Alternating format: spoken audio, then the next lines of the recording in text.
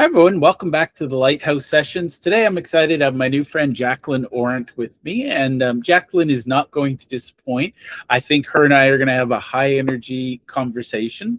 Jaclyn, why don't you tell us a little bit about who you are, what you do, and then we'll get into some deep, deep weeds.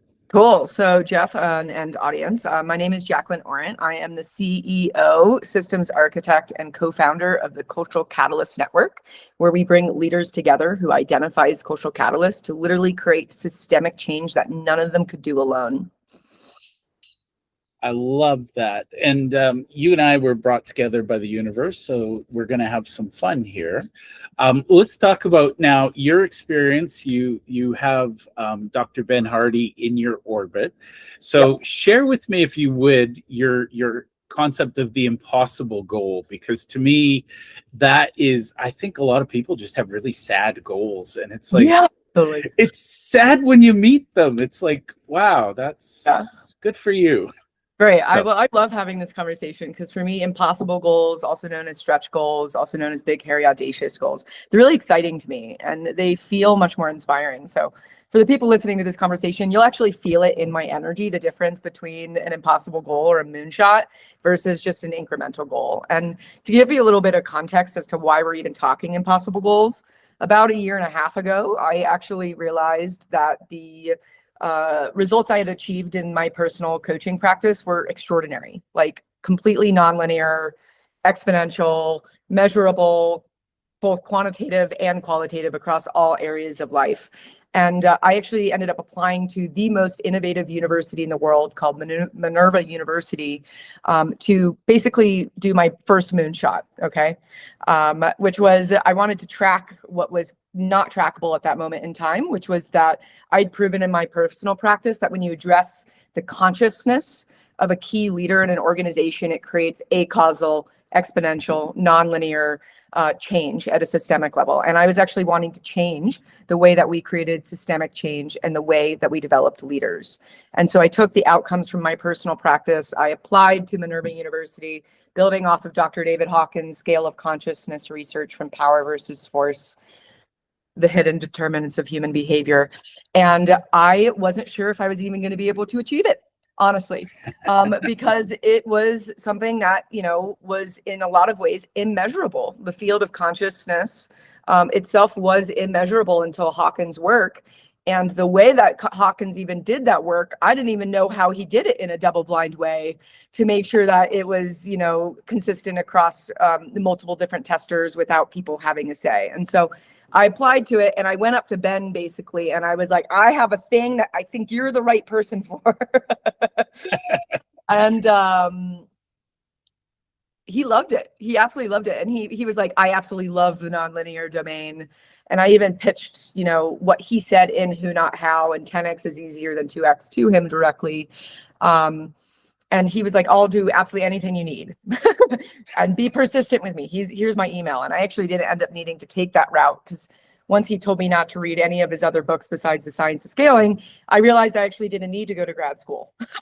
that was actually optimizing for something that didn't exist. And so I ended up letting go of that life path and taking the research from another researcher that read my thesis, who's actually spent the last 60 years studying change, of how does change actually happen from the individual to the organization to the community and all the way up even to the national and global levels. And so I realized I didn't need to go to grad school, that the research already existed, and I let go of that pathway and founded what is now the Cultural Catalyst Network with my co-founder Tracy and I. And so the foundation of what we're doing is creating an actual architecture. We're creating a system that creates repeatable, exponential, positive, life-giving change through applying 3 different bodies of research, and also using the ancient science and art of councils to be able to actually move change throughout the rest of the system.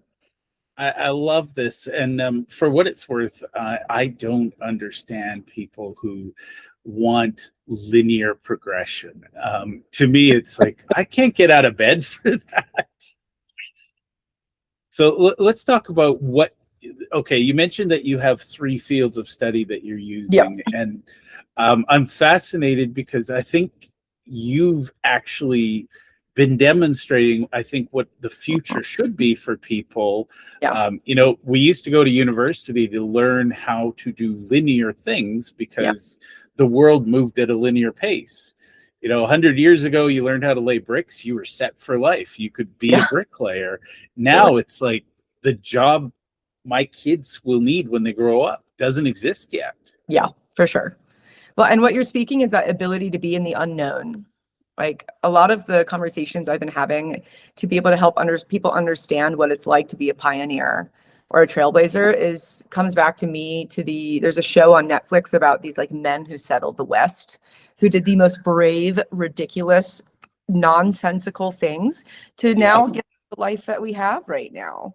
And that's kind of how it feels to be doing what it is that I'm doing. There's no pathway laid before me, even with all the research that's been given, right? Because it's one thing to have concept, but it's another thing to have practice. And so you can come as prepared as you can into the mountains, and you still are going to always incur challenges and unforeseen circumstances and, quite frankly, the unknowns of nature. And that's actually where life is found. And that is, I believe, also where greatness is found, is in those unknowns where your true character can come out and find the ability to find victory no matter what the circumstances are. I love that. And I think it was last week, one of my podcast guests, his entire business is he takes people out of the boardroom and puts them out in the wilderness and lets them reconnect with nature. And he said they all come for one reason and they go home with something totally different. And part of it is just, I'm going to say it in what I remember his language, but basically it's realizing we're part of something bigger. It's all easy to convince ourselves we're linear until you look at nature and go, God, there's nothing linear about nature. And like, depending on, the foundation of the work that I'm doing is based off of consciousness. So a decade ago, I fasted on water for 36 days, and I experienced a version of reality that I didn't know existed. And that experience brought me on the life path that I'm on, that is very unique to me and that no one else has traversed. And part of that is finding out what's possible on the other side of you knowing. I love that. So I've had to study the mind at depth. And that's where Dr. Hawkins has been a primary teacher of mine. He was the gateway from that experience back into society. That's when I was given Power versus Force, the hidden determinants of human behavior. And that was the first time that I realized that the way that we lead literally affects the impact that we have and the scope of the impact that we had. And so that's actually what made me start developing my leadership in a way that was actually focused on developing the consciousness of me, and developing the consciousness of the leaders that I worked with. And by actually addressing the underlying field that is holding the physical reality that you see right now, that's when you start having extraordinary outcomes. And that's actually true in the science too. Like when you look at the acausal, nonlinear, exponential jumps that are outside of linear causality, which is Newtonian physics, which is where our science has been the gold standard for the last however many years, right? In the last 30 to maybe 50 years, metaphysics has come in, and that's been completely taboo. And at the same time, for an entrepreneur, we actually need to know about these like taboo way of doing things to be able to create the extraordinary outcomes. Otherwise, we're actually sitting at a deficit or a lack of competitive advantage, because as long as we think we know what's best or what's right, we are missing a much greater reality of possibility and outcomes that are greater than what we could possibly imagine. And that is the difference between extraordinary and those who set impossible goals, because they know that they can use the greater field to be able to make the invisible become visible, even when people think you're freaking crazy. Especially when they think you're crazy. Sorry. That's my world. I live in a state of perpetual crazy, and I'm okay with it because I think for me personally, the leaps started to happen the day I stopped saying I'm in control, because I think a lot of people we've learned things from childhood and we think, well, this is the way it is. But tell somebody like Elon Musk, who is the world's first trillionaire, this is the way it should be. Yeah. Well, his brain rejects that completely. And, I'd love to see his vision board or his impossible goals. Like, I know there's some version of that, right? Yeah, totally. And Hardy talks about Elon as an entrepreneur, not as a political figure in the science of scaling. How Elon made the decisions to get involved in politics because it was relevant to his frame to get to the moon, right? No sane person wants to get involved in politics. So there has to be a great enough reason for you to get involved. And that's the thing. That's why people like that, even when you look at Steve Jobs was another one. There's a term in his autobiography about he's just bending reality. So how does one bend reality? And, there's, for me, it's not an act of will, actually. There is an aspect of like, it's actually the opposite for me. I actually bend reality through surrender. So I'm not going to do it from me pushing. I'm actually going to be doing it from me allowing. And that's actually the difference between power versus force, and how when you take the impossible goal, the moonshot goal, the big, hairy, audacious goal, then you put a timeline on it that seems completely impossible. So it filters everything out so you can find the most direct pathway there. What that does is it allows for you to illuminate what needs to be let go. And that letting go process is literally the feminine principle. It is the non-linear domain. That's the field of where those acausal jumps actually come from. And that's what's so crazy about Hardy science, is that it's actually it's a transformational technology. Well, I think the part, so I've been through a weird awakening of my own, and the hardest part was letting go of me and my willpower. And just, it was that surrender you talked about, because it was a little bit of an ego death to accept that what I thought was for the better and what I thought was ambitious, the universe is showing me, I think it's Randy Gage, he's an author, and he said something about you can't outgive the universe. Yeah. And between you and me, I set that as my impossible goal, because I figured, even knowing I'm probably going to lose, I can't lose by playing along.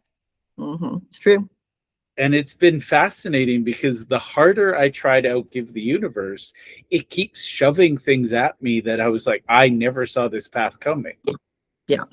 And that's the thing. It's like, so when we look at the skill set of actually like setting impossible goals and using the scaling science to basically make the impossible look effortless, right? It's not through push. Okay. Like the base level skill that is required to do this is actually letting go. It's the mechanism of surrender. And I actually already knew that before I even got introduced to Hardy's work at this level. I read Dr. David Hawkins' work, Surrender, the Mechanism of Letting Go. And I've spent the last 6 years mastering it. So like, I've actually already programmed myself first to let go first. And that's when we can actually see a greater lens of reality, because it's interesting too. I don't know if you're familiar with Michael Beckwith. No, I'm not. He's actually a reverend. I'm of Agape International out in OC County, I think. It's a non-denominational, unconditional love type of experience. And he taught me something that was like, okay, so we start with victim statehood. And then we go into creator, which is I can. And then after I create and I can do things, I actually allow. Okay. And then after that is there's oneness, consciously. So it's interesting. It's, I think it's part of the entrepreneurial path to have that courage, to have that candor of I can. And at the same time, that actually becomes a detriment at some point, because that push mentality is actually what burns you out. And when it comes to setting an impossible goal, which by the way, it needs to be a performance goal or an objective. It can't be a qualitative goal. It needs to be something quantitative to be able to be to cut everything away with a knife, basically, is how that methodology works. It does show us what needs to be let go. And one of the things is, if you're going to commit to something, that you have to become a pro at letting go. That was like one of the things that Hardy talks about. And then the second thing is you have to be willing to be honest with yourself. And one of the biggest detriments to being able to achieve the unachievable is not being willing to be honest yourself. I love that. I'm having a weird moment because I'm a big fan of Sun Tzu, and it's amazing how much of what you're sharing he actually taught in obviously military strategy, but Yeah. I see it as life strategy, and Mhm. that's I'm fascinated because one of the things he talks about is you burn the boats. Yep. Once you get to the shore, either you win or you die. There's no retreat. Yeah. Little extreme for today's day and age, but I But I think think that's important though. The part of the yeah, reason why people aren't inspired and invigorated by their goals is because they leave some tangent of a rope available for themselves, yeah, right? You're out in the wilderness and you have X amount of stuff on you and you have X amount of rifle bullets. You know what I'm saying? It's like there is a real yeah. reality to be able to filter your decisions. And we've gotten too comfortable. We've Hmm. gotten comfortable with our homes and our boxes, in our box that Yeah, I'm staring at you, in the box that I sleep in, the box that I walk through. Like, I love when Tony yeah, talks about that. So, like, yeah, and that's the thing is like an impossible goal is if you're done half living. Like at the yeah, beginning of Hardy's book, it's actually Tony Robbins talking and giving like I should have written this book myself type of experience. And one of the things that Tony talks about is as soon as you set an incremental goal, which means it's an achievable goal, yeah, there's a party that begins to die. And the yeah, reason why is if it doesn't make you change who you are. yeah, It doesn't make you develop new competencies. It doesn't make you change how you see yourself. And so I know in the last year, since setting two different goals, following this framework, I've shifted from coach to CEO, systems architect, and yeah, the CEO. That's a completely different transformation in the way of seeing myself. And then on top of yeah. that, the way I'm spending my time, what I'm doing with myself, there's been an actual ego death that's gone through. And so one of the things that I talk about in a lot of podcasts I come through, it's like you are going to either with your business or your way of impact, life is either going to break you Yeah. to change. And I've done that. I've been to treatment. So I know because I didn't have the skill set that I needed to learn how to let the mind go. And so I had a podcast with a neuroscientist who actually specializes in people in high performance environments. And she was asking me, how do you find clarity and precision under immense amounts of stress? Well, that's the skill of letting go. You need to be able to let go of Yeah. your programs instantaneously so that you can download new programs and keep going with precision. And that's the thing. And that's why Tony's like, it's 80% mindset, right? And 20% execution. Because Yeah. if you don't know how to let go, you're going to get broken down because you won't know how to work with the breakdown and how to actually reset the operating system to be able to actually work with what's happening. I love that. And one of the phrases that Tony used a long time ago, I'm sure he still uses, he talks about the Latin root of the word decide, and it's decidere, which is to cut off. And I think that's the thing when your goals are too small. And you talked about ego death. I think we need to cover that because how many have you gone through in the last year? Most people don't want to face those because it's safer to feel safe. We don't risk anything. Totally. And if we don't risk anything, we never actually truly fail. Yeah. But I would argue that is the failure in itself, is we didn't try. Yeah. Well, and that's why you have to have something great enough to pull you forward to be able to go through something like that. So after the fast, I ended up asking for help. I went through wilderness therapy and intensive mindfulness-based treatment. And ultimately I came to this level of like, oh my God, I can see my patterns, but they're repeating themselves and I'm not changing. And eventually I actually worked with a high performance coach, amazing, Andrew C. Bailey, who helped me realize I was trying to control everything. And he brought me to selfactualization.org. And then lo and behold, underneath the video is the exact same author that I had to read of, it was Hawkins, but it was Surrender, the Mechanism of Letting Go. Nice. I devoted the next 6 years to doing that, basically.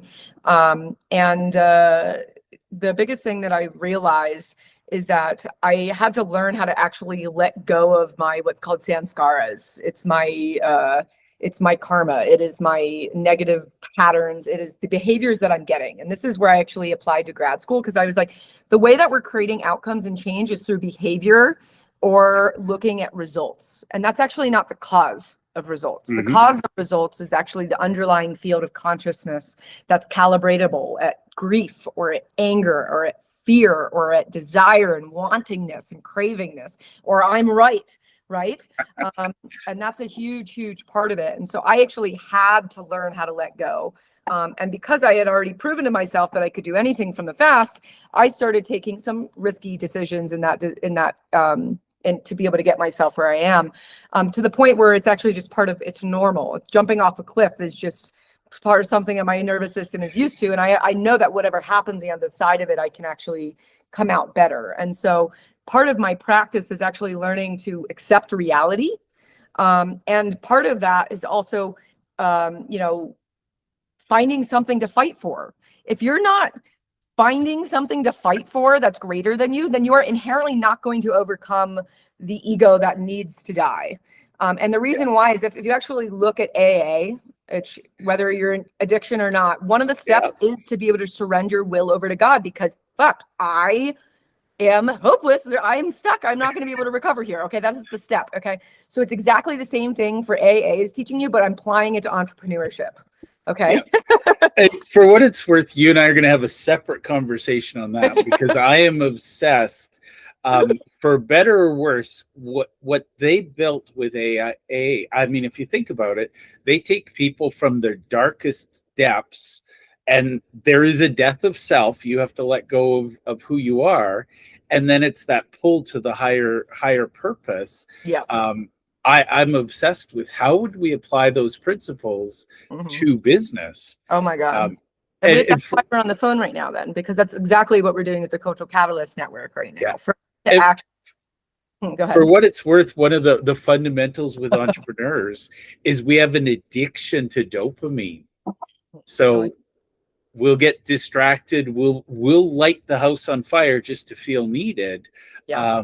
And sometimes, but again, it's always about that higher calling, because I've met some people who were struggling in life and they found their higher calling. Yeah. And all of a sudden, overnight success. It only took 30 years, but things move at a different, a friend of mine calls it the quantum realm. Yeah.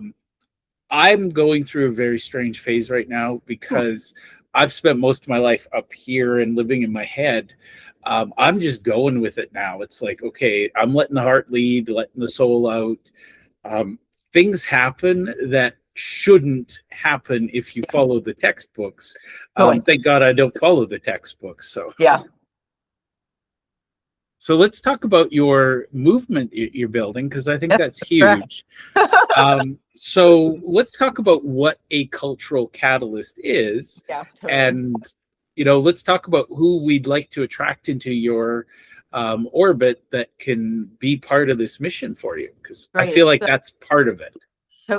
So Cultural Catalyst Network is, again, it's a network of cultural catalysts who can actually change culture together. It is actually neurobiologically impossible to be able to create systemic change alone. And so what we're doing right now is we're bringing together female leaders who are actually focused on legacy, to create a culture that outlasts them, that somehow creates peace on earth and leaves some level of legacy of love. And the way that they're doing that is very tangible. So the women that we're working with are literally on the precipice of creating systemic change.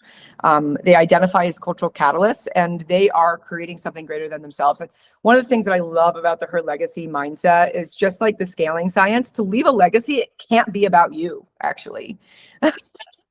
Like, it automatically makes you realize that it has to be greater than yourself. And that's actually one of the things that we're looking for cultural catalysts, is like, are you creating something greater than yourself?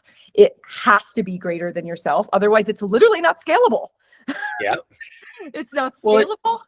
Go ahead. I was going to say, it's funny, because that was my aha moment a while ago. It was always me and what I was building and what my legacy was. And then one day I recognized it's not about me, it's about my kids, giving them the head start. And then I started seeing other people doing amazing things. And it was like, it's all about, and I'll say this in a little harsh way, but there's some people whose version of legacy is, they donate $1 million, get the name on the side of a hospital. And that's all they've contributed. They haven't changed anything. They just, okay. And yes, we need hospital wings, but wouldn't it be nice if instead we cured cancer? Yeah. Well, and that's the thing. We got to be aware that, everyone's version of their version of legacy is their version of legacy. So we want to make sure not to throw judgment at it. But, there is something that you're pointing to is like, what was the intent behind doing that?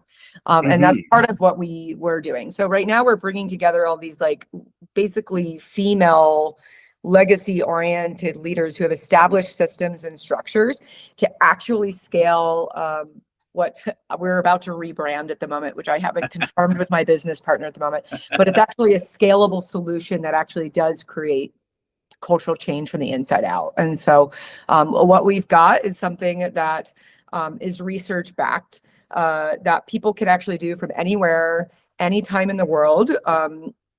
Not really limited to your income bracket. It's very affordable what we're building right now, and giving people the ability to actually let go of the things that are actually preventing them from living and giving the kind of impact that they're here to make at the moment. And so we've got a huge number of people that we're wanting to be involved in that specific work. And we're bringing together these legacy ladies to actually scale this across different communities and across different organizations. And just doing that alone helps create peace on earth. So that is what we're currently focused on at the moment.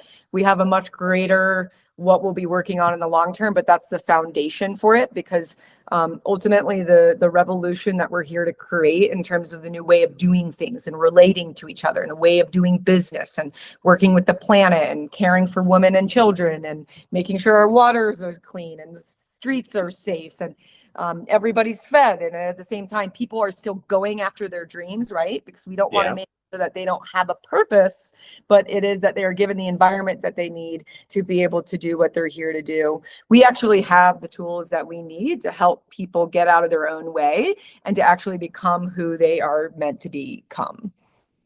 I love that. And I think I see a lot of people worrying about how do we split up the pie and allocate things. Whereas when I see some of my favorite people, the work they're doing, it's how do we make sure everybody has, enough. And it's an interesting, because it's not far to, talking about universal income.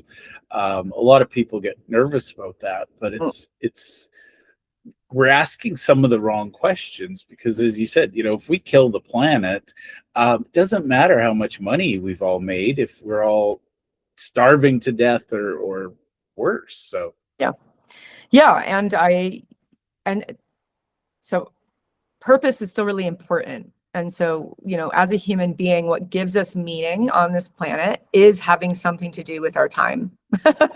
It's not just receiving money and sitting around and doing nothing. Contribution and growth is actually what gives us meaning on this planet. And so part of this, what we're getting to create, is we're actually getting to redesign the structures of society. And that's what we're actually doing in these councils with these legacy levels, is we're actually getting to redesign our existing structures or build new ones to actually be whole serving in a way that actually already has the mindset that there is enough. Well, I think that's one of the assumptions of modern success is, we maintain the status quo. Almost every major period in history required a reset and a readjustment. And unfortunately, that also means there's going to be a little bit of instability for a while. Is that fair? Well, I mean, it's funny. The word chaos, or like a lot of like, I'm a student of the gene keys. And so I study different, ways that consciousness expresses chaos. There is creativity in chaos. And also chaos is not a bad thing either. Like when you look at how a soul evolves, part of that can look chaotic actually, just because they are becoming a new being. So viewing chaos as bad, viewing instability as bad, viewing, even I had to tap on safety right now, but like learning how to feel safe in unsafe, learning how to feel stable in instability, learning how to find that still point within chaos to be able to move forward with precision. All of those things are just judgments of the mind. That's not what reality is. Yep. Well, and it's interesting because chaos is our judgment of something, but in the grand scheme, it's actually a leap of faith.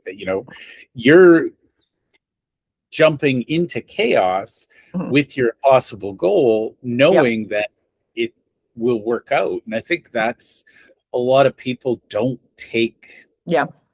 They don't take leaps worth taking, if Yeah. that makes sense. Yeah. And at the same time, I see a lot of that. And I'm also a catalyst. So for me, I'm here to stand here and be like, here's another way. And this is what it feels like. Okay. Yeah. And people are like, wait a second. Like, I just feel empowered just by being around you. I'm going to go do that thing that I was waiting on. Right. And so part of that, and we can borrow an AA here, is like hanging out with the winners, the people who are actually doing it. Because yes, we can judge ourselves. We cannot accept the fact that we're not doing anything. And that's where they are. That's what they get to do in this lifetime. And that's okay. We don't need them to need to change. And so having radical acceptance for the people who don't want to change, and also having a full green flag and a pathway set up for the people who do. I love that. And I think that's so often missed. Everybody, we want to go along, get along, everybody's playing nice. And it's like, but there's that saying, if you want to make an omelet, you got to crack a few eggs. We do need to disrupt some things. Yes. And it's having the faith, knowing that it'll work out. Yeah. Now you and I could talk all day because there's so many things we've just touched and haven't really gone into. Yeah. I will happily have you back any day, but where can people go to follow you, connect with you, be part of the mission? Totally. So the best way to participate in what we've got going on over here is to go to culturalcatalyst.net. We are the one based in the United States. And we have different pathways for you to get involved and learn more about what we're doing, including an ebook. There's a tremendous amount of science underneath the infrastructure that we're building right now. And we're part of my purpose here is to actually build a bridge between the people who have no idea about consciousness and are like traditional business people and mothers and I'm literally building a bridge that helps you understand how we are going to be able to build a new system that is whole serving, that is life-giving, and ultimately get to create the world that we want to see. I love that. And, my brain goes to the saying, you become who you spend your time with. And I think energetically, that's probably in your science, because if you're around people who challenge you and are all chasing impossible goals, you can't sit on the sidelines and go, yay. Yeah, exactly. And that's actually one of the filters that we have. And one of the things that how culture actually changes is something called resonance. And it's made up shared vision, shared compassion, and shared energy. And so part of that is like, we need to be around people who activate us, who challenge us, right? That's why people are always like, go find a mentor. And that's a part of our journey. Sometimes we do need mentors. And sometimes we actually just need peers, people similar level as us, who share similar competencies, who can have compassion for the hardships because they're there too, right? That's just important. And that actually helps move change throughout the rest of the system. So that's actually what we're doing with the network. We're not creating a coaching container. We're actually creating a peer network that helps you actually see your blind spots, see where it is that's between who you are and where you want to be, and actually help you become that, not just by yourself, but with a bunch of other women who are doing impossible things together. I love it. Well, Jaclyn, it was a pleasure. I want to thank you for taking the time to be with me today. Yeah, thank you so much for having me. It was such a pleasure.